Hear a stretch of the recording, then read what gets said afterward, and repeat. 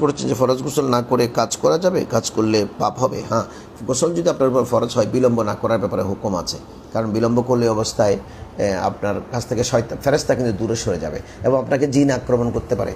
যাদেরকে জিনে পায় ওদেরকে বিশেষ করে অপবিত্র অবস্থায় পায়। অনেক মানুষ আছে যে গোসল ফরজ হয়েছে কিন্তু গোটা রাত আপনি গোসল না করে বসে আছেন, দিনে বসে আছেন, বিভিন্ন কাজকাম করছেন, এতে করে কিন্তু জিন আপনাকে অ্যাটাক করতে পারে আর আপনার উপরে ফেরেশতারা বদদোয়া দেবে। এজন্য যতটুকু সম্ভব একজন মানুষের উপর যখন গোসল ফরজ হয় যত দ্রুত সম্ভব তাকে ফরজ গোসল করে ফেলা উচিত, যেন ফেরেশতারা তার সঙ্গে থাকে, জিন্নাত শয়তান যেন তাকে অ্যাটাক করতে না পারে।